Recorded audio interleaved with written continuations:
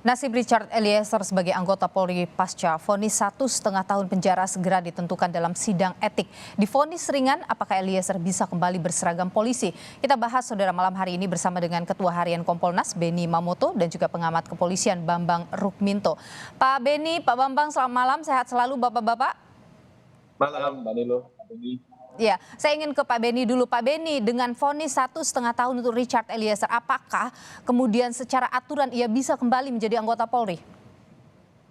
Ya, setelah vonis ini akan ditindaklanjuti dengan sidang etik.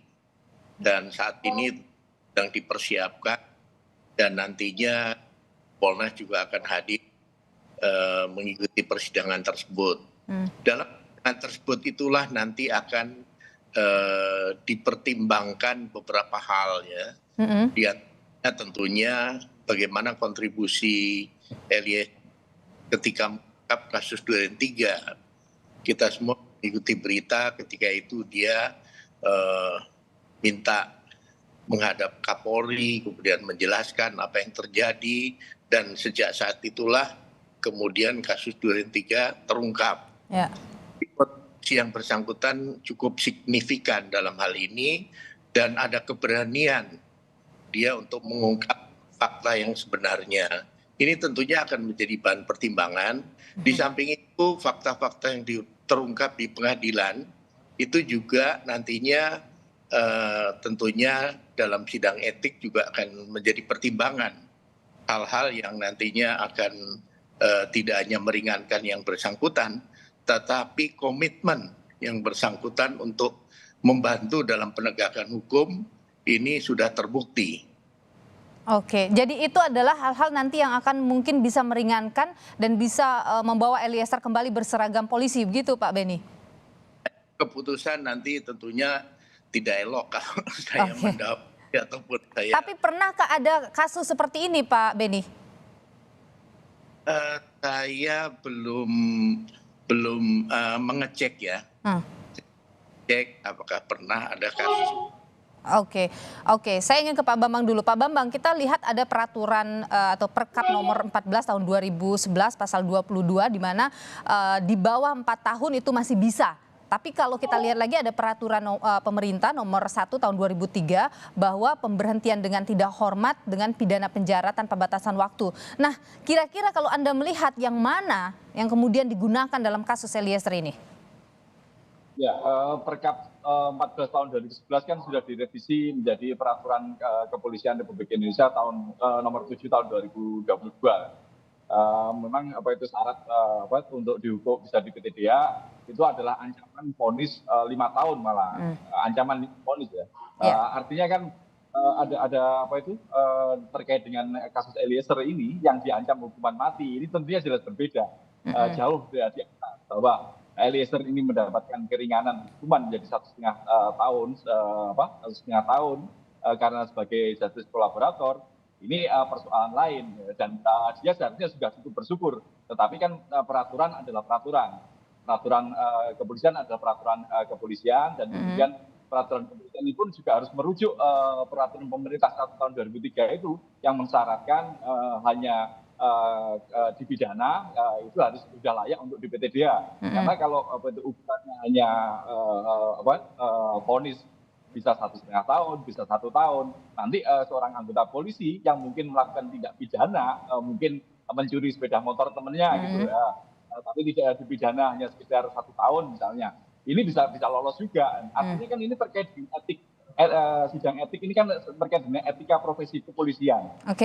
Berbeda sekali dengan pidana itu. Makanya seseorang yang sudah melakukan tindak pidana ya sudah layak untuk di PTDH. Oke, jadi menurut Anda Eliezer layaknya adalah kena PTDH tadi?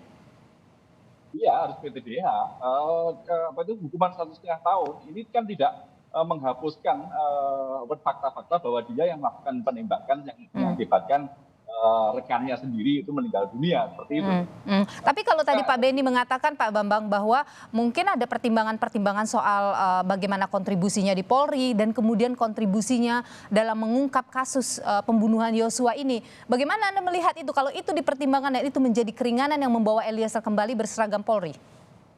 kontribusi itu sudah diberikan hadiah oleh hakim dengan hukuman 1,5 tahun.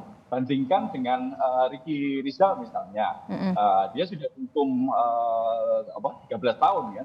Artinya kalau Eliezer ini tidak menjadi justice kolaborator, hukumannya jelas lebih dari 20 tahun ya, atau minimal 20 tahun.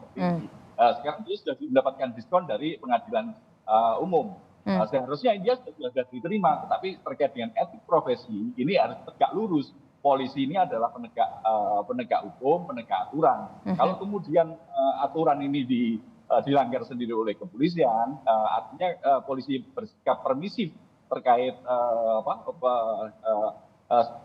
status Eliezer yang sebagai justice kolaborator, ini akan menjadi presiden buruk ke depan, gitu. Karena hal serupa akan bisa terjadi seperti itu. Oke, jadi ini bisa jadi presiden buruk. Saya ke Pak Beni. Pak Beni, kalau Eliezer kembali masuk, menurut Pak Bambang ini akan jadi presiden buruk.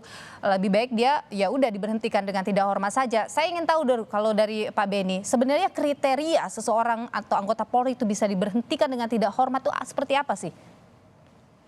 Jadi memang kalau mau berbicara apple to apple dengan kasus-kasus kriminal yang dilakukan oleh oknum polisi, memang agak susah ya. Tadi dikatakan mencuri motor temannya dan sebagainya.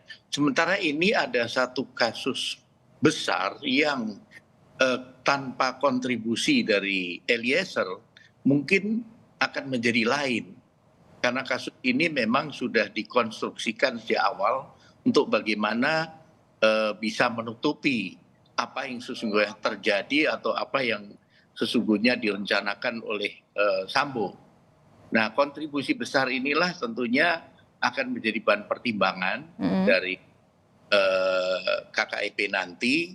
Kemudian juga ditambah nanti kita juga melihat bahwa persidangan sendiri di antara para terdakwa yang ada yang secara terbuka jujur bersikap kesatria itu ditunjukkan oleh yang bersangkutan.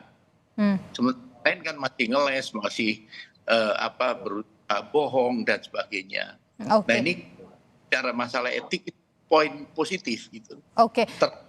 Dia melakukan. Kalau Pak Bambang tadi menyebut bahwa ini bisa jadi presiden buruk untuk Polri, bagaimana? Nah, oleh sebab itu nanti sudah tentunya akan dipertimbangkan ketika KKIP berjalan, banyak hal yang nanti akan dibahas. Nah, kami dari Kompolnas akan mengikuti jalannya sidang, hingga nanti tentunya keputusan yang diambil adalah yang terbaik. Institusi, kedua juga untuk yang bersangkutan. Tapi kalau pandangan Kompolnas sendiri, Anda sebagai Ketua Harian Pak Beni, layakkah Eliezer kembali berseragam Polri? Sekali lagi kami tidak mau mendahului keputusan dari KKIP ya. Tidak elok kalau kami memberikan pendapat yang nantinya bisa ditafsirkan macam-macam. Harus baginya. Tapi nanti dalam proses persidangan, ketika kami hadir, tentunya kami akan mencermati betul bahwa semua yang dilakukan itu sudah sesuai dengan ketentuan begitu. Baik. Nanti tentu kita akan nantikan ya Pak Bambang dan juga Pak Beni bagaimana kode etik nanti mempertimbangkan apa yang dilakukan Eliezer baik dan buruknya jika ia kembali ke anggota Polri. Terima kasih Ketua Harian Kompolnas Pak Beni Mamoto dan juga pengamat kepolisian Bambang Rukminto. Sehat selalu Bapak-bapak.